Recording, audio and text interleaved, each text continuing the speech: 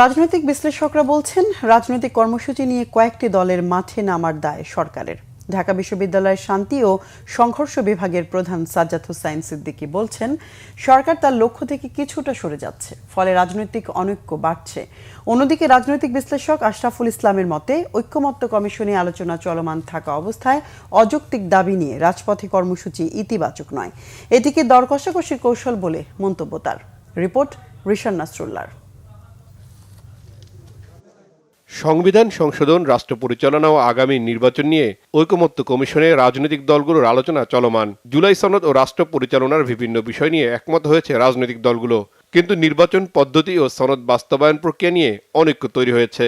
আর সে কারণেই রাজপথে কর্মসূচির ঘোষণা জামায়াত ইসলামী ও এনসিপি সহ কয়েকটি রাজনৈতিক দলের। আমরা আশা করি এই দাবি পূরণ হবে। বর্তমান পরিস্থিতিতে হঠাৎ করে রাজনৈতিক দলগুলোর এমন কর্মসূচি নির্বাচনকে বাধাগ্রস্ত করতে পারে, এর দায় সরকারের উপর বর্তায় বলেই মনে করছেন বিশ্লেষকরা।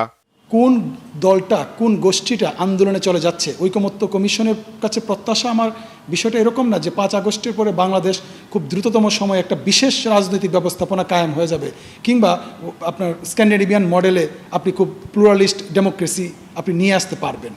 তাহলে বাস্তবতাটা হচ্ছে আমার রিসোর্স কনস্ট্যান্ট আছে, আমাদের মনে করেন যে আমাদের রাজনৈতিক অদূরদর্শিতা আছে। এই বাস্তবতায় নির্বাচন কেন্দ্রিক রোডম্যাপ যতদিন না পর্যন্ত সরকার স্পষ্ট করতে পারছে, এই ধরনের বিচ্ছিন্নভাবে সরকারকে অসহযোগিতামূলক নির্বাচন বর্জনকারী সংখ্যা আরও বৃদ্ধি পাবে সামনের দিকে।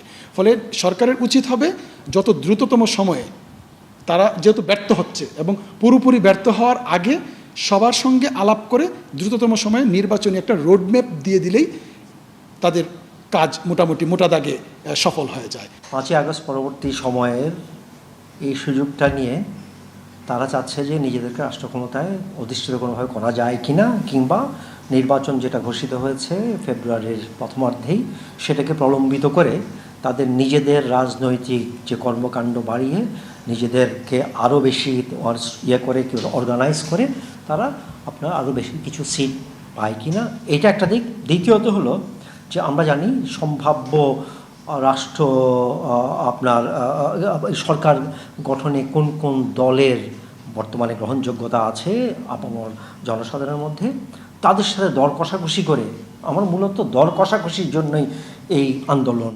তাদের মতে নির্বাচন ও রাষ্ট্র পরিচালনা নিয়ে সরকার ও রাজনৈতিক দলের মতপার্থক্য কমাতে হবে।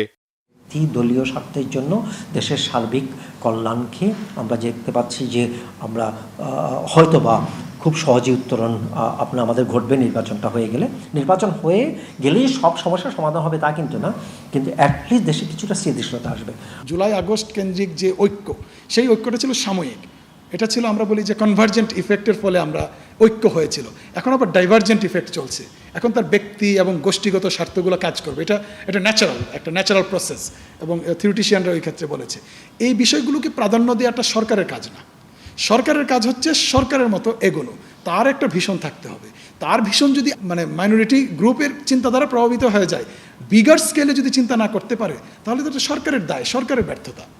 অভ্যুত্থানের পক্ষে রাজনৈতিক শক্তির মধ্যে অনৈক্য হলে ফ্যাসিবাদ সমর্থকরা যেমন সুযোগ পাবেন, তেমনি দেশবিরোধী অনেক শক্তিও মাথাচাড়া দিয়ে উঠতে পারে বলে মনে করছেন রাজনৈতিক বিশ্লেষকরা।